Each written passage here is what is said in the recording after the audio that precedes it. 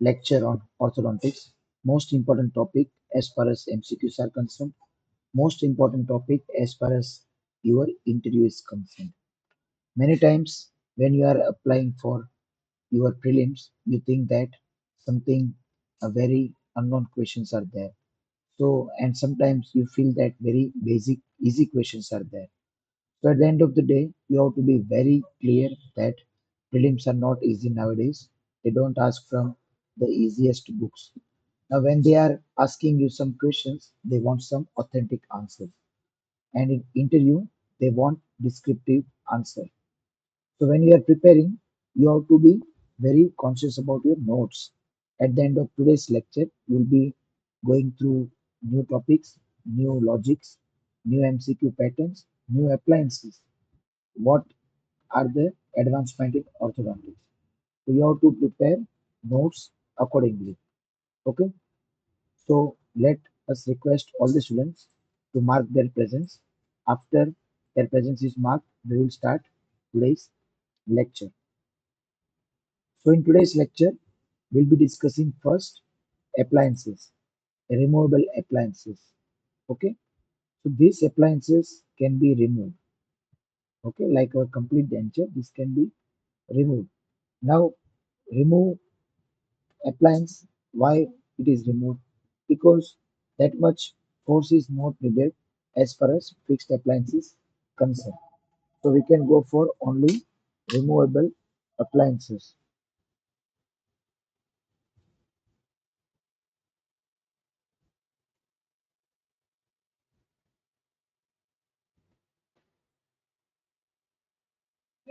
As far as fixed appliances concerned. Now, when we are going for these appliances, you must know what is their role, what are its advantages, indications, contraindications, how it can be hazardous if they are not used wisely. So first of all, we will go for its purposes. क्यों हम use करते हैं removable appliances? See, basic change is they want some growth modification. During the growth stages, during puberty, a patient comes to the dentist that these are the changes required. Then the dentist goes for proper orthodontic evaluation and he can go for growth modification. Okay, so this growth modification is available or this can be achieved by these appliances. Okay, now second thing is how this growth modification is done. So you can place ramps. Ramps means you place some acrylic material, you place some guiding device. Ramp का मतलब क्या होता है? जो appliance या जो device का part जो आपके मूवमेंट को गाइड करे, जो आपके ग्रोथ को गाइड करे। ठीक है, रैंप्स कैन बी प्लेस्ड। तो सी, जब पेशेंट बाइट करेगा ना, तब वो जो को ऐसी तरह गाइड करेगा कि तुरंत ही वो मैंडिबल को आगे या पीछे ले जा सके। ठीक है, तो इसका मतलब ये जो को आगे पुश करेगा या आगे कॉल बैक करेगा। ठीक है, तो उसका मतलब ये हुआ कि रिमूवेबल अप्लायंसेस जो है वो क्या करेंगे, एक पोजीशन में लाएंगे जो को कि वो पोजीशन में आपको मूव होना है। ठीक है, तो वो कैसे करेंगे? रैम्स होगा वो अप्लायंस के ऊपर। ठीक है, तो इस तरह से ग्रोथ मॉडिफिकेशन होगा। ठीक है, तो now see, teeth are head into class 1 for long enough so that it accommodates position. Now you can see the picture, it is twin block appliance. ठीक है, ये अप्लायंस से क्या करेंगे, जो क्लास 2 होता है ना उसको क्लास 1 में कन्वर्ट करना है।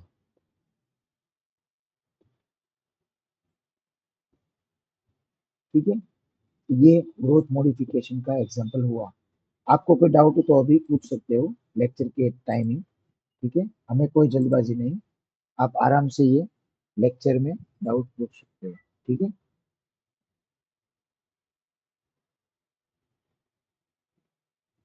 यहाँ तक कोई डाउट तो मुझे बताइए। कल बहुत सारे डाउट आ जाएंगे, आज कोई डाउट नहीं पूछ रहा है।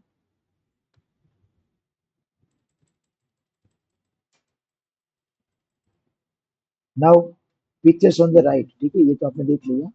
तो ये आपको इमेज बेस्ड क्वेश्चन भी आ सकता है। तो आपको क्या करना है, ऐसे जितने भी इमेजेस हैं उसको आपके गैलरी में, आपके मोबाइल की गैलरी में रखना चाहिए आपको आइडेंटिफिकेशन के लिए। ठीक है, ऐसे भी पूछ सकते हैं कि ये अप्लायंस का काम क्या है। ठीक है, तो आप क्लास 2 से क्लास 1 में करना है, क्लास 3 से भी क्लास 1 में करना है, ये सब अलग अलग ग्रोथ मॉडिफिकेशन होते हैं। ठीक है, फिर minor tooth movement, removable appliance का दूसरा फंक्शन, आपको कोई टूथ मूवमेंट करवाना है। जैसे कि ये देखिए अंदर है, ठीक है, उसको थोड़ा प्रॉपर आर्च में लाना है। ठीक है, तो टूथ मूवमेंट दो टाइप में होता है, एक होता है ट्रांसलेशन और एक होता है टिप। टिप का मतलब क्या है, एक साइड से पुश करोगे तो थोड़ा पूरा बॉडी नहीं मूव होगा, उसका हेड या पाव मूव होगा, उसका क्राउन या रूट थोड़ा मूव होगा, लेकिन उसका कंप्लीट बॉडीली मूवमेंट नहीं होगा। वो प्योर बॉडीली मूवमेंट के लिए आपको ट्रांसलेशन चाहिए। ठीक है, रोटेशन भी हो सकता है और प्योर ट्रांसलेशन करेंगे। तो ट्रांसलेशन अगर करना है प्योर बॉडीली मूवमेंट, तो क्या करेंगे, जहाँ पे उसका सेंटर ऑफ रेजिस्टेंस होता है, ठीक है, वहां पे आपको पुश करना होगा। ठीक है, तब जाके वो पूरे का पूरा टूथ मूव होगा। ठीक है, और अगर आपको थोड़ा एंगुलेशन ही बदलना है टूथ का, ऊपर से थोड़ा डाइवर्ट करना है थोड़ा, तो आपको टिप करना पड़ेगा। तो आप कहीं भी अप्लाई करोगे फोर्स सेंटर ऑफ रेजिस्टेंस से अलावा, ठीक है, तो वो मूव होगा। ये आपका टूथ हो गया, ये उसका सेंटर ऑफ रेजिस्टेंस मान लो आप। तो आपने यहाँ पे फोर्स दिया ना, तो ये क्या करेगा, ये टूथ इस साइड ये मूव होगा और इस साइड ये मूव होगा। तो इसको बोलेंगे हम टिपिंग। ठीक है, लेकिन पूरे का पूरा मूव करना है आपको इसको, तो यहाँ पे प्रेशर देना होगा। तो ये पूरा का पूरा टूथ यहाँ मूव हो जाएगा। ठीक है, तो ये ट्रांसलेशन और टिपिंग में थोड़ा डिफरेंस होता है। तो यहाँ पे देखिए, रिमूवेबल अप्लायंसेस जो होते हैं ना, वो खाली टिप करते हैं टूथ को। ठीक है, क्योंकि वो एक जगह पर ही टूथ को कांटेक्ट करता है। ठीक है, अब कब कब हम रिमूवेबल अप्लायंसेस यूज करते हैं, ठीक है, तो एक ट्रांसवर्स और लेबियल एक्सपांशन, ठीक है, फिर कोई दांत को प्रॉपर अलाइनिंग करना है, ऐसा भी आप कर सकते हो। ठीक है, तो उसकी लिमिट क्या है रिमूवेबल अप्लायंसेस की, कि वो बॉडी मूवमेंट नहीं करवा सकते, टॉर्क नहीं करवा सकते, अच्छी तरह से रोटेशन नहीं करवा सकते, ठीक है, इंट्रूशन नहीं करवा सकते, ज़्यादा एक्टिव एक्सट्रूशन नहीं करवा सकते, थोड़ा करवा सकते हैं लेकिन बॉडीली मूवमेंट कंप्लीट वो अचीव नहीं कर सकते। ठीक है, कभी कभार पैसिव एक्सट्रूशन भी पॉसिबल है। ठीक है, उसके लिए हम क्या करेंगे,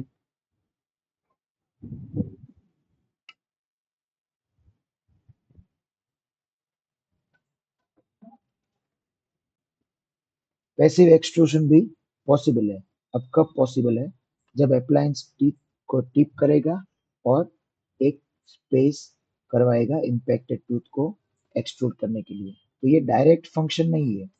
ठीक है, डायरेक्ट फंक्शन नहीं है, इसलिए यहाँ पे लिखा है पैसिव एक्सट्रूजन।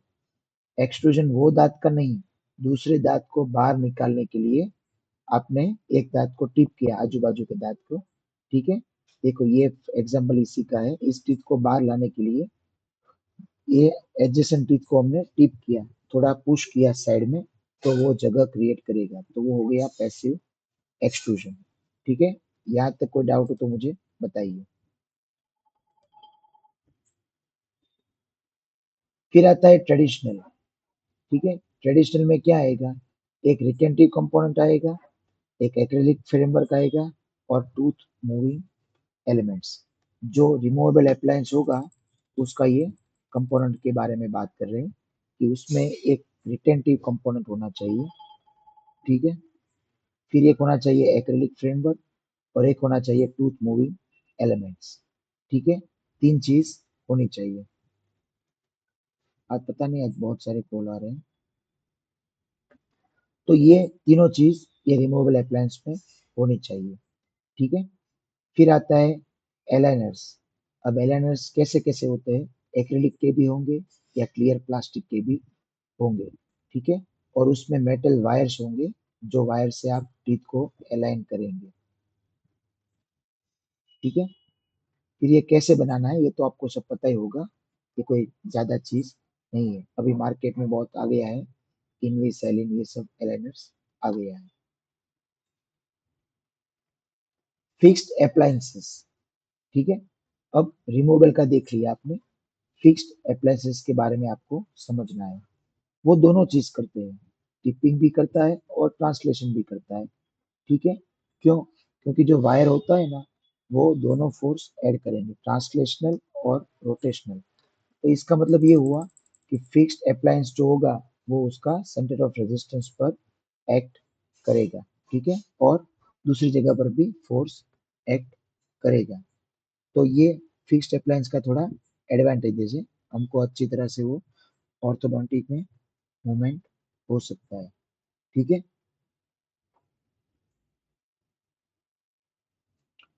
फिर आता है रिटेंशन। तो रिटेंशन में क्या आएगा? It is most common.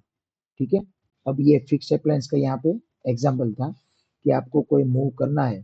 ठीक है, तो आप क्या करोगे? थोड़ा सा फोर्स दोगे।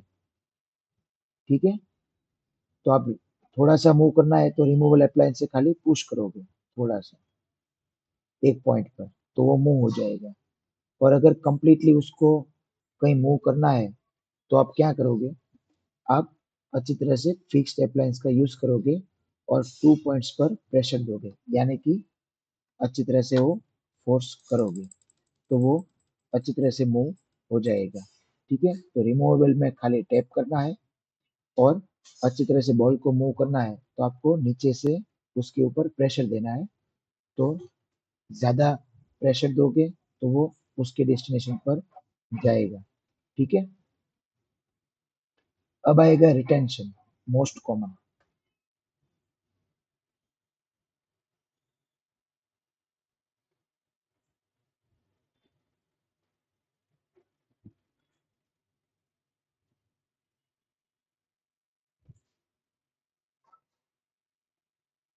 तो कैसे वो रिटेन करेंगे? तो it is meant to retain teeth position. ठीक है, अभी आपको फिक्स अप्लायंस आपने यूज कर लिया, फिर मूवमेंट हो गई कोई भी टीथ की या जॉ की, फिर उसको रिटेन करने के लिए आपको रिटेनर्स यूज करने पड़ेंगे। ठीक है, उसके लिए अलग अलग पोजीशन है, नाम है हॉलीस है, एक रैप अराउंड है और एसएक्स है। ठीक है, तो जो रैप अराउंड है वो क्या करेगा? हॉली जैसा ही है, लेकिन उसका जो वायर है वो लेबियल सरफेस ऑफ टीथ को रैप करेगा। ठीक है, तो हॉली का रिटेनर, रैप अराउंड का रिटेनर और एसएक्स, उसको बोलते हैं वैक्यूफॉर्म रिटेनर। ठीक है, अब आता है एडवांटेजेस। ठीक है, रिटेनर का एडवांटेजेस क्या है कि आप उसको लैब में बना सकते हो, पेशेंट निकाल भी सकता है और गाइड भी करेगा। ठीक है, डिसएडवांटेजेस तो उसमें पेशेंट का कॉम्प्लायंस चाहिए, पेशेंट अपनी तरह से वो मानेगा आपकी इंस्ट्रक्शन, तभी जाके आपकी ट्रीटमेंट सही होगी। ठीक है, अब three major components of a traditional removable appliance, तो कौन कौन से हैं? तो एक तो रिटेंटिव कंपोनेंट होगा। ठीक है, तो यहाँ पे टूथ पर जो लगता है, Adams clasp, occlusal rest, arrow, उसको बोलेंगे हम रिटेंटिव कंपोनेंट्स। फिर जो बीच में एक्रिलिक वाला होता है उसको बोलेंगे फ्रेमवर्क। और टूथ मूविंग एलिमेंट्स, जो स्प्रिंग और स्क्रू होता है उसको बोलेंगे हम टूथ मूविंग एलिमेंट। ठीक है, तीन कंपोनेंट्स होते हैं रिमूवेबल अप्लायंसेस के। यहाँ तक कोई डाउट तो मुझे बताइए, कोई भी आपको चीज़ बार बार समझ नहीं है तो आप बता सकते हो। ठीक है, और तो वैसे इजी है, ये तो लेक्चर होता ही नहीं है, ये तो समझ लेना है पढ़ने से। अब स्प्रिंग्स क्या होते हैं और स्क्रूज क्या होती है? ठीक है, स्क्रूज से आप एक्सपांशन दोगे। ठीक है, श्वास और पेरेटल एक्सपांडर, वो एंटेरो पोस्टीरियर पेरेटल एक्सपांशन भी आपको मिल सकता है। ठीक है, यहाँ पे स्क्रू है और यहाँ पे, तो ये पेरेटल एक्सपांशन के लिए आपको स्क्रू चाहिए। और स्प्रिंग्स का क्या है कि आप ओवरलैपिंग स्क्रू स्प्रिंग्स यूज कर सकते हो, जेड स्प्रिंग यूज कर सकते हो, इसके आप डिजायर्ड मॉडिफिकेशन आप ले सकते हो फिंगर स्प्रिंग से, माउस स्प्रिंग से। ठीक है, माउस ट्रैप स्प्रिंग क्या करेगा, टूथ को लिंगुअली पुश करेगा। ठीक है, तो ये आपका एमसीक्यू बन गया अभी। Which of the following spring pushes the tooth lingually, तो उसका आंसर आएगा माउस ट्रैप। ठीक है, अब ऑर्थो कभी कभार ऐसा सब्जेक्ट है कि आपको ऑर्थोडोंटिस्ट बनना नहीं है, कभी कभार ये चीजें आपको नोट में लिख लेना है कि माउस ट्रैप आता है तो टीथ को अंदर पुश करेगा, जेड स्प्रिंग आएगा तो वो बाहर करेगा टूथ को पुश। ठीक है, तो ऐसे आपको याद रखना है।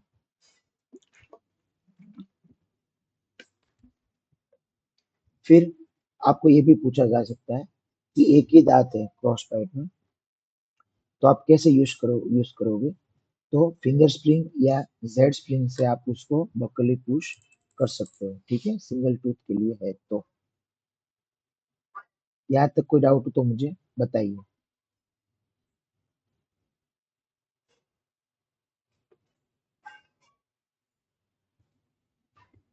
अब ये तो ऑर्थोडोंटिक इमरजेंसी है, आपने ट्रीटमेंट की फिर पेशेंट को पेन होगा, दिक्कत होगी, नहीं जमेगा, कुछ ना कुछ होगा, खो जाएगा, ऐसा सब रहता है, ये कोई डिस्कस करने की बात नहीं है। ठीक है, प्रॉब्लम अगर फिक्स्ड अप्लायंस का डिस्कस करें तो क्या होगा, कहीं ना कहीं चोट लगेगी, कहीं ना कहीं दिक्कत होगा, पेशेंट को पेन होगा, ये सब उसमें आप प्रॉब्लम्स आते हैं। ठीक है, ब्रैकेट लूज हो जाएगा, बैंड लूज हो जाएगा, टाई छूट जाएगी, ये सब आपको ये नोट्स ऑटोमेटिकली ये पीडीएफ के साथ जुड़ी है, एप्लीकेशन में जाकर ये पढ़ लेना है, ये कोई इंपॉर्टेंट चीज नहीं है, आपको पता ही होता है। ठीक है, अब आते हैं हमारे फंक्शनल अप्लायंसेस। ठीक है, डेफिनेशन, यहाँ तक कोई डाउट हो तो मुझे बताइए।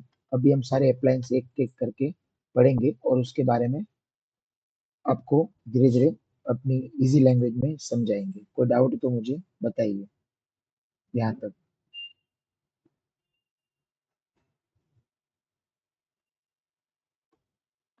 तो उसकी डेफिनेशन क्या है? ठीक है,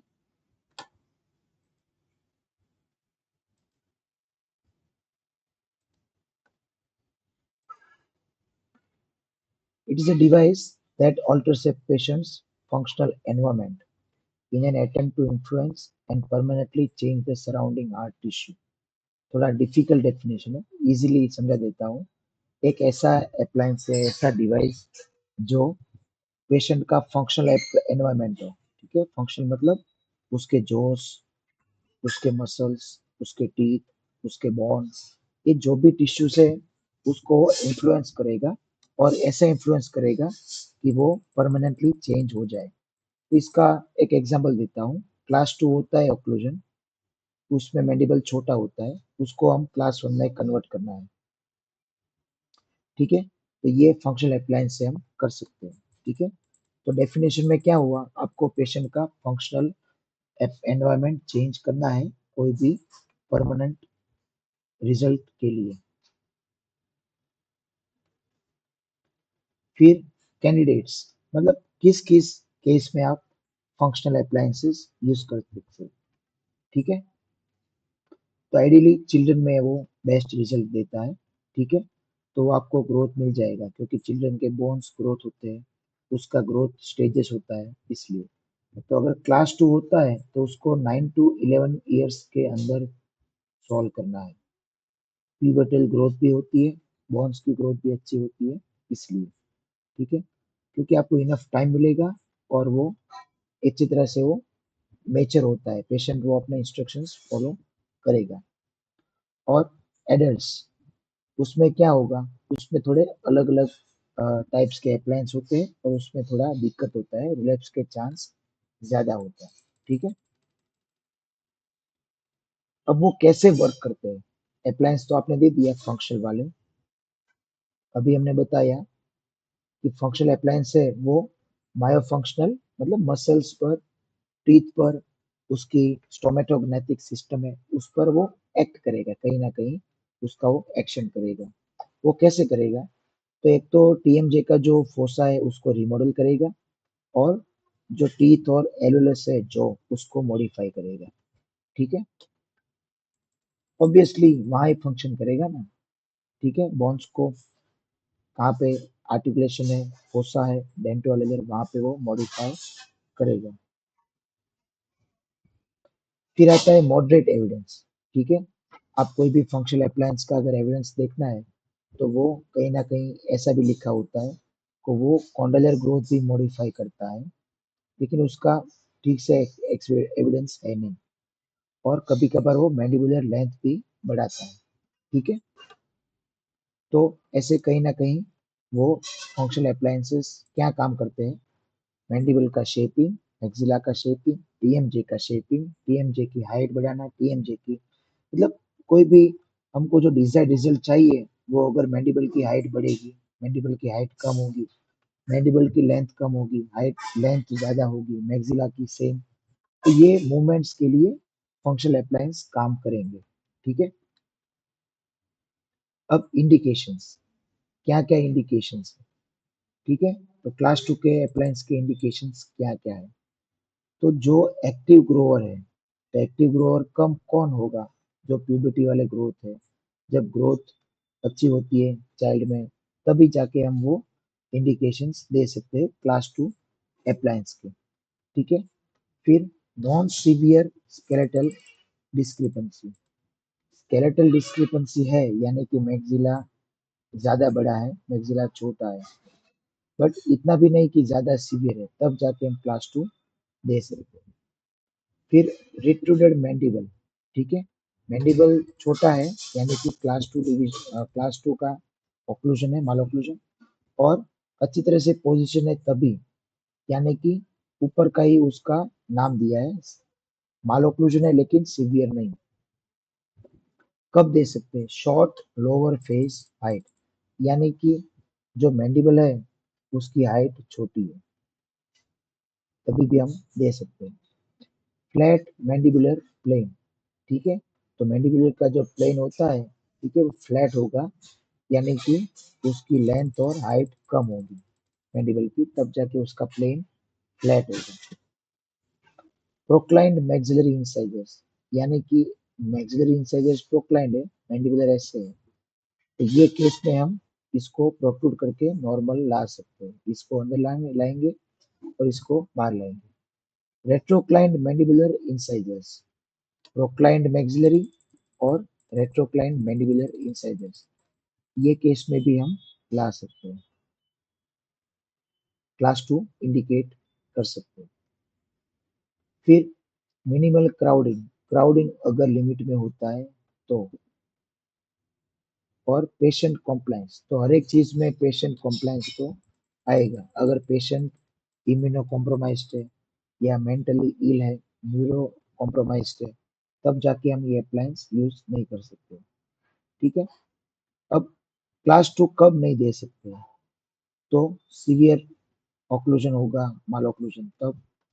फिर वर्टिकल ग्रोवर है, वर्टिकल ग्रोवर का मतलब पेशेंट का जो नॉर्मल ग्रोथ होना चाहिए वो हॉरिजॉन्टल भी सही होना चाहिए, यूनिफॉर्म, और वर्टिकल भी होना चाहिए यूनिफॉर्म, तब जाके हम अप्लायंस दे सकते हैं। लेकिन खाली वर्टिकली ग्रो हो रहा है पेशेंट, तो हम वो अप्लायंस नहीं दे सकते। ठीक है, labial tipping of lower incisors. ठीक है, पेशेंट के लोअर इंसाइजर्स है ना, उसका पोजीशन सही है लेकिन खाली लेबियली उसका इंक्लिनेशन चेंज हो गया है। सीवियर क्राउडिंग है, उसमें भी नहीं दे सकते हैं, और पुअर पेशेंट कॉम्प्लायंस। तो आपको यहाँ पे इंडिकेशन है, यहाँ पे उसका ऑपोजिट कर दो, कॉन्ट्रा इंडिकेशन। ठीक है, तो आपको एक ही टेबल में आपको याद रहेगा कि कॉन्ट्रा इंडिकेशंस क्या है और इंडिकेशंस क्या है। ठीक है, यहाँ तक कोई आपको डाउट तो मुझे बताइए, और अगर समझ में आया है तो भी बता दीजिए, क्योंकि कभी कभार ऐसा है कि आप मिक्स्ड में रहते हो। फिर 3 टाइप के फंक्शनल अप्लायंसेस होते हैं, एक पैसिव टूथ बॉन्ड, एक एक्टिव टूथ बॉन्ड, और टिश्यू बॉन्ड। ठीक है,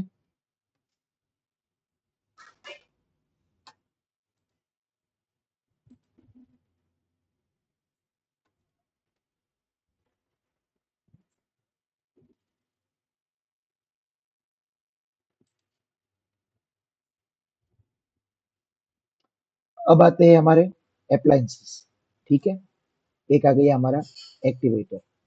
ठीक है, आप आई होप स्क्रीन पर दिखता होगा। ये वाइडली यूज्ड फंक्शनल अप्लायंस है। ठीक है, आपके स्क्रीन पर ये एक्टिवेटर का इमेज है। ठीक है, ये क्या करेगा, मैंडिबुलर जॉ को आगे लाएगा। ठीक है, जब पेशेंट मुंह बंद करेगा तो मैंडिबल को आगे लाएगा। ठीक है, और मस्कुलोस्केलेटल को एडेप्ट करने में काम आएगा। तो ये कब हम दे सकते हैं, जब टीथ ग्रो हो रहे और टीथ इरप्शन हो रहे। तो ये अप्लायंस से क्या होगा, जब पेशेंट मुंह बंद करेगा तो वो टीथ थोड़े बाहर जाएंगे और इससे मैंडिबल की ग्रोथ भी होगी, वर्टिकल और हॉरिजॉन्टल दोनों डायरेक्शन में। और डिजायर्ड हमको रिजल्ट चाहिए, जो मैंडिबुलर जॉ का एडवांसमेंट, उसको आगे लाना है, क्लास 2 से क्लास 1 में कन्वर्ट करवाना है। ठीक है, तो ये एक्टिवेटर का रोल वहां पे आएगा। ठीक है, उसका दिक्कत क्या है, पेशेंट जब पहनेगा वो, तब वो खा भी नहीं सकता है और बोल भी नहीं सकता है। इसको खाली नाइट अप्लायंस में हम यूज कर सकते हैं। ठीक है, अब आएगा बायोनेटर। ठीक है, तो बायोनेटर क्या है, वो एक सिंगल पीस अप्लायंस है, बहुत ही फेमस है। ठीक है, यहाँ पे देख सकते हो ये बायोनेटर का है। वो कैसे करेगा काम, वो एकम्प्लिश लिप क्लोजर। ठीक है, लिप के क्लोजर को वो एकम्प्लिश करने में काम आएगा, और टंग को बैक करेगा कांटेक्ट में, कहाँ पे, सॉफ्ट पैलेट पर। ठीक है, तो उसको हम क्यों चाहिए, ठीक है, टंग की मूवमेंट हमको करवाना है पीछे। ठीक है, और प्रॉपर स्वेलोइंग करवाना है। ठीक है, इसलिए हम बायोनेटर यूज करते हैं। ठीक है, और वो क्या करेगा, इंसाइजर को एज टू एज लाएगा। ठीक है, तो उसको हम कैसे करेंगे, तो टंग जो है ना, वो यहाँ पे मेन रीजन है ओपन बाइट का। ठीक है, पेशेंट की जो हैबिट होती है जॉ को पुश करने के लिए, टीथ को थ्रस्ट करने के लिए। ठीक है, टंग थ्रस्टिंग जो बोलते हैं, जॉ को पुश करते हैं, टीथ को मूव करते हैं। तो tongue is the main reason. ठीक है, किसका, ओपन बाइट का।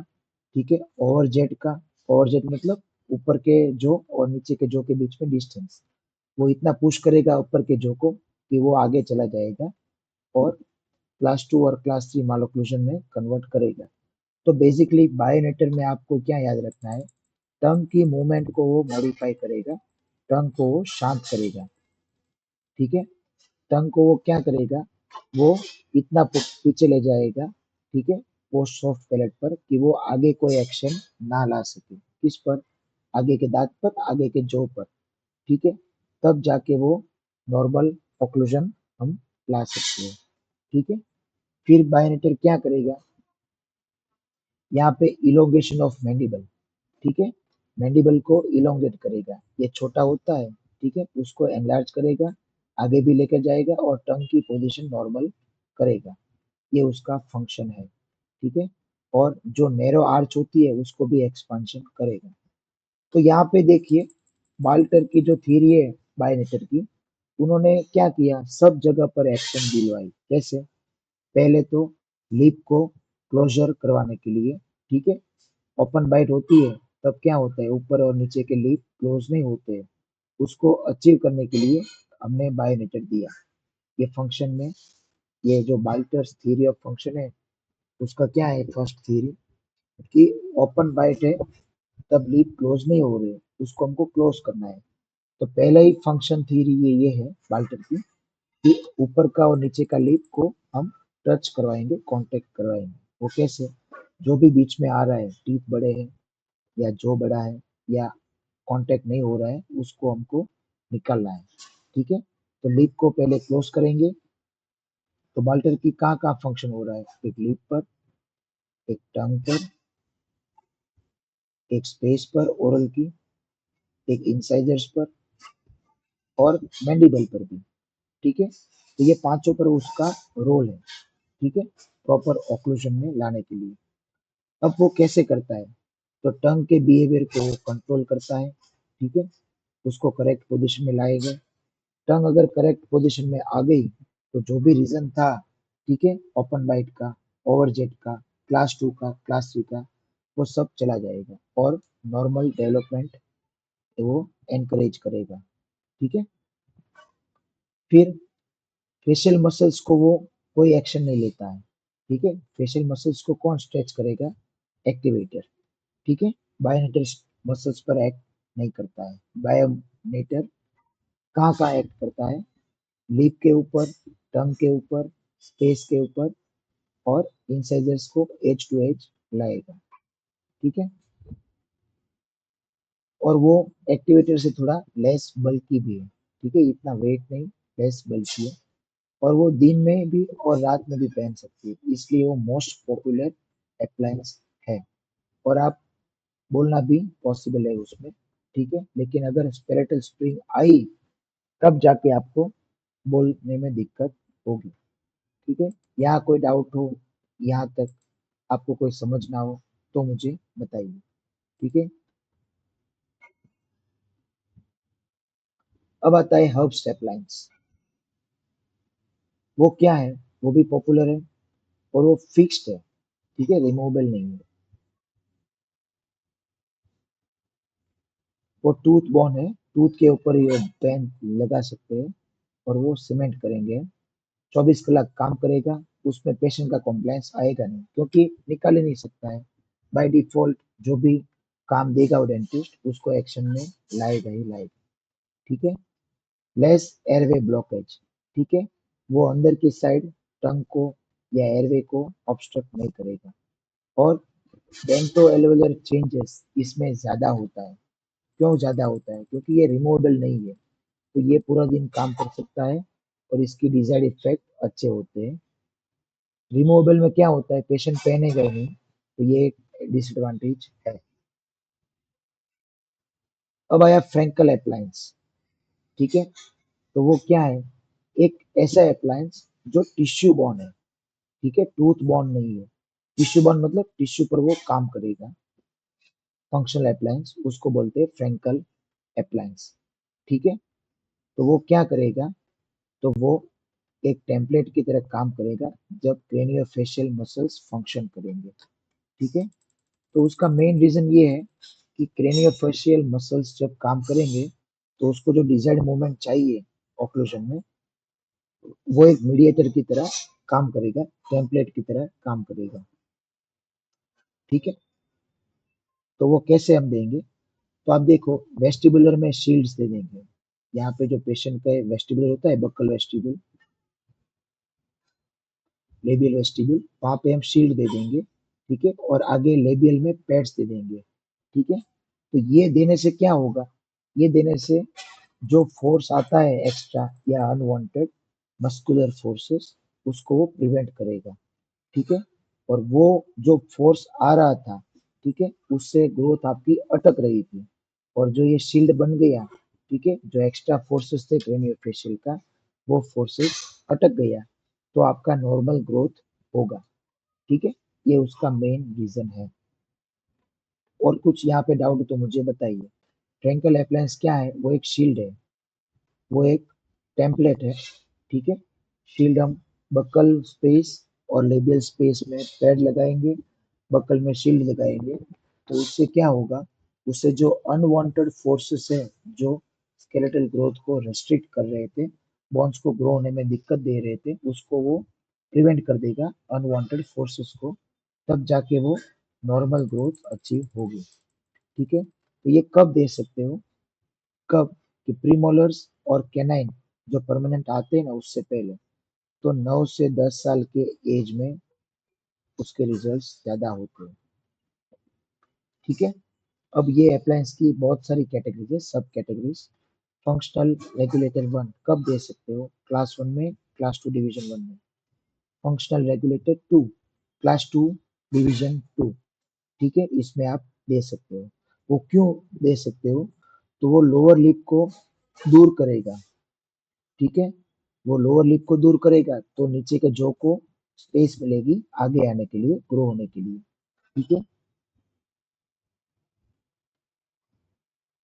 फिर FR3 वो क्या है, क्लास 3 में काम आएगा। ठीक है, वो क्या करेगा, ऊपर के मैक्सिला पर वो काम आएगा। ठीक है, तो यहाँ पे जो मैक्सिला अंडर डेवलप्ड था अनवांटेड फोर्सेस से, तो आपको वो यहाँ पे प्लेस कर देना है ताकि मैक्सिला ग्रो हो जाए। ठीक है, मैक्सिला को ग्रो होने के लिए क्या करेंगे हम, वहाँ पे लेबियल या बक्कल सरफेस पर हम शील्ड रख देंगे, ये अप्लायंस रख देंगे। इससे जो लीप का फोर्स है जो मैक्सिला को ग्रोथ करने में दिक्कत दे रहा था, रेस्ट्रिक्शन दे रहा था, तो वो ग्रो होगा। कैसे होगा डेवलप, कि जब वो अनवांटेड फोर्स चले जाएंगे, तो ये जो लेबियल पैड है, ठीक है, या बक्कल शील्ड है, वो फोर्सेस को अवॉइड करेगी और मैक्सिला को प्रमोट करेगी आगे आगे ग्रो होने में। ठीक है, और फंक्शनल रेगुलेटर 4 वो क्या करेगा, वो दोनों अपर या लोअर दोनों को अच्छी तरह से प्रोपोर्शन में काम करेंगे। ठीक है, यहाँ तक कोई डाउट तो मुझे बताइए।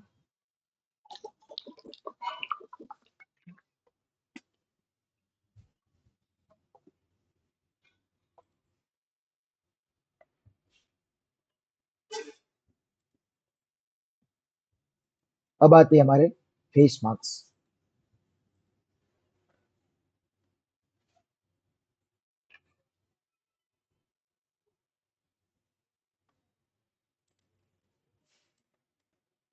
फेस मास्क क्या है, ठीक है, तो देखो कब यूज होता है, कि मिड फेस इनसफिशिएंसी।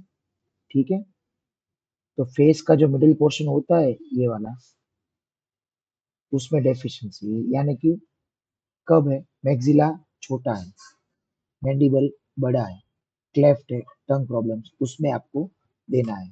ठीक है, तो ये अप्लायंस फेस मास्क है। ये मैंडिबल को अगर ज्यादा है तब हम दे सकते हैं, या मैक्सिला छोटा है तो वो मैक्सिला को प्रॉपर ऑक्लूजन में लाएगा, स्केलेटल और डेंटल भी। ठीक है, फिर आता है ट्विन ब्लॉक। तो ट्विन ब्लॉक आप देख लो स्क्रीन पर, बहुत फेमस है। It is most popular functional appliance currently. ठीक है, उसके एडवांटेजेस क्या क्या है, कि जो ये अप्लायंस है ना, वो कम से कम एयरवे, यानी कि आप जो एयरवे होता है आपका वो ब्लॉक करेगा। आप स्पीच भी अच्छी तरह से फंक्शन कर सकते हो, कोई दिक्कत उसमें नहीं रहेगा, और आप फुल टाइम भी पहन सकते हो। ठीक है, ये उसके एडवांटेजेस है। अब वो कैसे उसका काम है, तो वो टूथ बॉर्न अप्लायंस है, टूथ पर आप लगाओगे, लेकिन वो एक्टिव नहीं, वो टूथ को मूव नहीं करता है, वो पैसिव ही काम करेगा। ठीक है, अब वो कैसे काम करता है, देखिए, made of two pieces that are inclined planes. ठीक है, वो क्या होता है, मतलब इंक्लाइंड प्लेन होते हैं। ठीक है, यानी कि एक प्लेन ऊपर ऐसा होगा और नीचे ऐसा होगा, जब वो बाइट करेगा ना, तो वो अलग अलग प्लेन में क्लोज होगा। ठीक है, हमने जब पहली बात बताई ना, रैंप बना देंगे, रैंप बनाने से क्या होगा, टूथ थोड़ा बंद, मतलब ऑक्लूजन में लाएंगे, एक दूसरे के कांटेक्ट में आएंगे, तो थोड़े बंद हो गए, फिर वो गाइड करेंगे।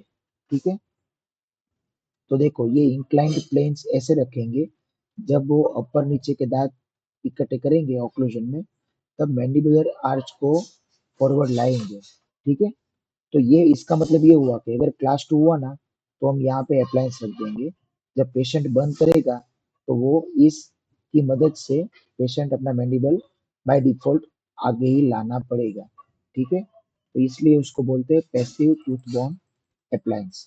ठीक है, वो क्लास 2 को कन्वर्ट करता है। ठीक है, क्लास 2 को नॉर्मल करेगा क्लास 1 में। ठीक है, अब उल्टा भी आप सोच सकते हो। ठीक है, मैक्सिला को भी आगे आप ला सकते हो। ठीक है, तो अब ये देखिए, यहाँ पे सिफलोमेट्रिक एनालिसिस अगर आपने पढ़ा होगा, तो ए एंड बी, ठीक है, एक पॉइंट नेजन का आता है, यहाँ पे ए आता है और यहाँ पे बी आता है, तो ये एंगल जो होता है, ठीक है, तो ये इसको डिक्रीज भी कर सकता है, ये अगर ज्यादा होता है तो इसको ये डिक्रीज भी कर सकता है। ठीक है, यानी कि क्लास 2 को नॉर्मल भी कर सकता है। ए एंड बी एंगल कब ज्यादा होगा, यहाँ पे नेजन है, यहाँ पे ए है और यहाँ पे बी है, तो ये क्लास 2 होगा तब ये ज्यादा होगा। ठीक है, अब इसको ठीक करने के लिए बी को यहाँ लाना पड़ेगा, मैंडिबल को आगे लाना पड़ेगा। ठीक है, ये मैंडिबल को पॉइंट बी को आगे लाने के लिए ये अप्लायंस हम यूज कर सकते हैं। इसका मतलब ये हुआ कि ए एंड बी एंगल कम हुआ, ये डिक्रीज करेगा 2 to 3 डिग्री से। ठीक है, बाय मीटर।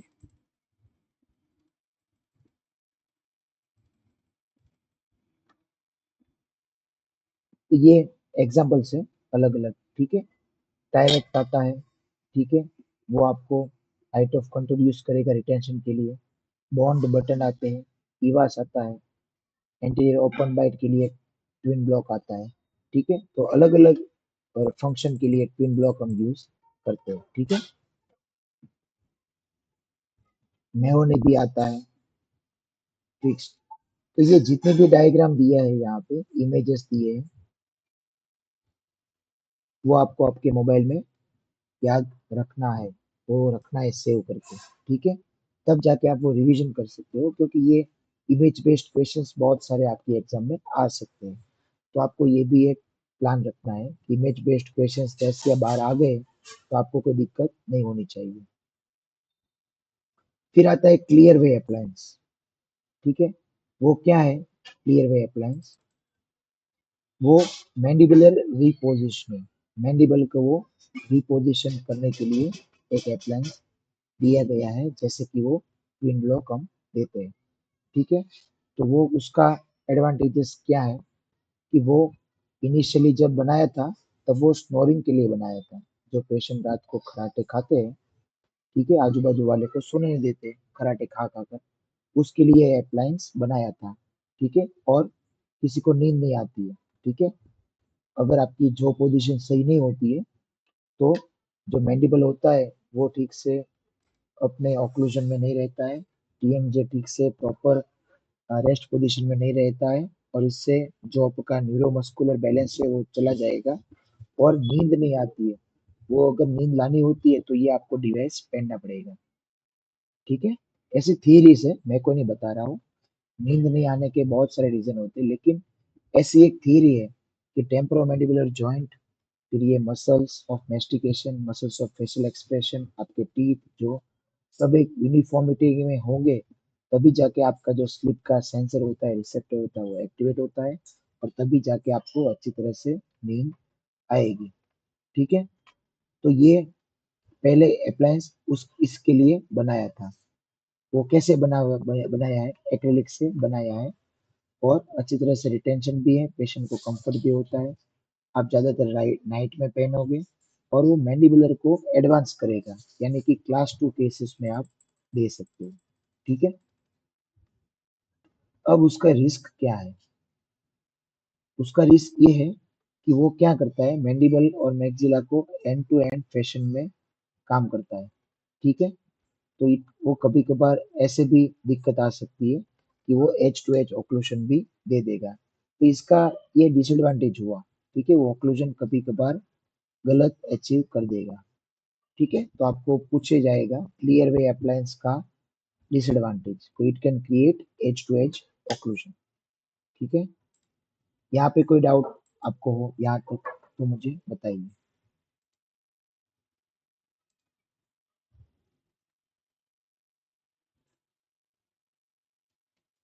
अब क्लियर वे और ट्विन ब्लॉक में क्या डिफरेंस है? पॉजिटिव्स। ठीक है, तो ये अच्छी तरह से कंसिस्टेंट काम करता है, कभी खो जाता है पेशेंट में। ठीक है, और कॉम्प्लायंस उसके हायर है। क्यों? क्योंकि वो खाली हम नाइट को ही पहन सकते हैं, पेशेंट नहीं पहना तो उसके कोई इफेक्ट नहीं आएंगे। साइड साइड आप लेस एडजस्टमेंट कर सकते हो, और जब सोता है पेशेंट तो दोनों जोश अपर और लोअर के दोनों ओपन रहेंगे। ठीक है, ये उसके पॉजिटिव पॉइंट्स हैं। ठीक है, वो क्लोज रहेंगे, अपर और लोअर का ऑक्लूजन ठीक से रहेगा। ठीक है,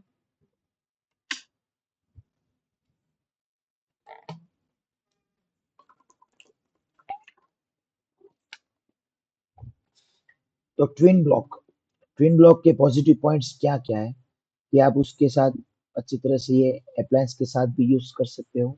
ठीक है, हेड केयर के साथ यूज कर सकते हो, ये इलास्टिक अप्लायंस के साथ यूज कर सकते हो। फिर मोलर इरप्शन के लिए भी आप एडजस्ट कर सकते हो, ठीक है, और एक्सपांशन के लिए भी ऐप यूज कर सकते हो। ये ट्विन ब्लॉक बहुत ही पॉपुलर है। इसके बारे में तो आपको सब एमसीक्यूज पता होने चाहिए, सारे अलग अलग वेरिएशंस भी आपको पता होने चाहिए। अब ट्विन ब्लॉक का नेगेटिव क्या है, ठीक है, higher chance to get lost, वो खो जाएगा, पेशेंट उसमें पूरा दिन पहनेगा, ठीक है, तो क्या होगा, वो कभी कभार इरिटेशन भी हो सकता है। ऑर्थोपेडिक इफेक्ट को स्लीपिंग के टाइम हम नहीं दे सकते, क्योंकि पेशेंट अगर माउथ ब्रीथर हुआ तो हम वो कॉम्प्लाइंस भी हो सकता है, और उसमें कोई ऑर्थोपेडिक इफेक्ट स्लीप के टाइम नहीं ले सकते। स्लीप के टाइम चाहिए ऑर्थोपेडिक इफेक्ट, तो क्या यूज करेंगे, क्लियर वे अप्लायंस, ठीक है। ट्विन ब्लॉक में ज्यादा अपॉइंटमेंट्स चाहिए, और कभी कभार रिटेंशन कॉम्प्रोमाइज होता है मिक्स्ड डेंटिशन में, क्योंकि मिक्स्ड डेंटिशन में किस टाइप का आप एडवांटेज लोगे किसका नहीं, वो आपको परफेक्ट आइडिया नहीं रहता है, कभी कभार आपको कॉम्प्रोमाइज करना पड़ता है, ठीक है। अब क्लियर वे अप्लायंस का नेगेटिव पॉइंट्स, ठीक है, वो मोलर इरप्शन वो खाली एक ही काम के लिए आ सकता है, एक स्लीप एपनिया के लिए, ठीक है। फिर आपको जो डिजायर्ड इफेक्ट चाहिए वही आपको मिल जाएगा। मोलर इरप्शन के लिए वो कोई फायदा नहीं, ट्रांसवर्स एक्सपांशन के लिए नहीं। तो क्यों हम वो यूज करते हैं, ट्विन ब्लॉक ही हम यूज करेंगे क्योंकि उसके मल्टीपल एडवांटेजेस है, मल्टीपल उसके प्रोटोकॉल्स हैं, ठीक है। और यहाँ देखो ये एज टू एज भी ऑक्लूशन कर सकता है, ठीक है, अगर आपने ठीक से ध्यान नहीं दिया ना तो।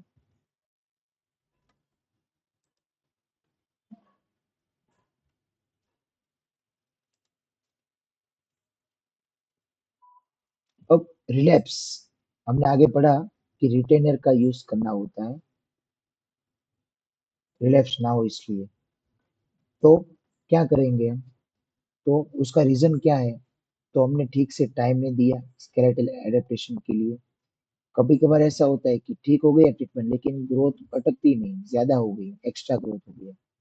और कभी कभार पेशेंट की हैबिट होती है, या पेशेंट का ऑक्लूजन ऐसा है कि वो टिपिंग मूवमेंट्स क्रिएट करेगा, तो ये रिलैप्स हो जाएगा। आपका जो ऑक्लूजन है वो ठीक हो गया, लेकिन वापस वो माल ऑक्लूजन में कन्वर्ट हो जाएगा। अब सॉल्यूशंस क्या है, ठीक है, तो आपको कम से कम 7 से 9 मंथ्स उसको ऑब्जर्वेशन में रखना है, ज्यादा करेक्ट ना हो जाए वो ध्यान रखना है, ठीक है। वेयर स्लोली, आपको कोई अप्लायंस है उसको आपको प्रॉपर ड्यूरेशन में ही पहनना है, और प्रॉपर मॉनिटरिंग में, ठीक है।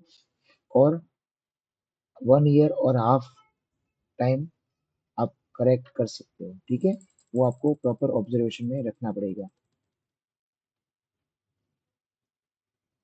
यहाँ तक कोई डाउट तो मुझे बताइए,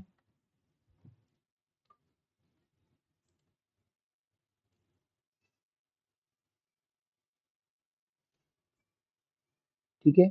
ये सब आपको पीडीएफ मिल जाएगी, एक्टिवेटर के डिजाइन और ये रिजल्ट, ठीक है, बायोमीटर की डिजाइन और ये रिजल्ट, ये एप्लीकेशन के साथ जुड़ी हुई है। कैसे मैंडिबल को आगे लाना है, बायोमीटर कहाँ कहाँ काम करता है, हर्ब्स का क्या रोल है, फ्रैंकल अप्लायंस का क्या है, ठीक है, यहाँ पे क्लियरली लिखा है। FR1 for class 1 2 division 1, FR2 for class 2 division 2, FR3 for class 3, FR4 for open bytes और बायोमैक्सिलरी प्रोट्रूजन, ठीक है। फिर ये एक्सपांडर जो है वो मिड फेस के लिए काम आएगा, ट्विन ब्लॉक है तो वो पॉपुलर है, सब जगह वो काम आएगा। हम बहुत सारे अलग अलग ऑप्शंस भी दे सकते हैं। और क्लियर वे अप्लायंस, ठीक है, उससे हम क्या करेगा, मैंडिबल को आगे लाएगा, लेकिन उसका एक ही फंक्शन है। तो क्लियर वे अप्लायंस हम कभी कभार यूज करेंगे, ठीक है। अब एक ऐसा भी क्वेश्चन आता है कि कोई भी स्क्रू होता है ना, वो 0.25 मिलीमीटर एक्सपांशन करेगा, ये आपको रटना पड़ेगा, ठीक है। एक स्क्रू का टर्न आएगा ना तो इतना एक्सपांशन होगा, ये भी एमसीक्यू बहुत सारी बार पूछा गया है, ठीक है। यहाँ तक कोई डाउट तो मुझे बताइए।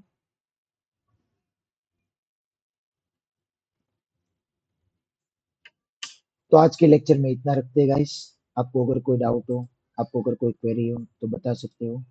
हमने अभी तक जो पढ़ा ये लेक्चर में, ये ऑर्थोडोंटिक्स के फिक्स्ड अप्लायंसेस, रिमूवेबल अप्लायंसेस कब यूज होता है, उसके एमसीक्यूज क्या क्या आता है, उसके डिसएडवांटेजेस क्या क्या है आते हैं, उसके बारे में अभी जो जो पढ़ा आपने उसके बारे में कोई डाउट हो तो बताना।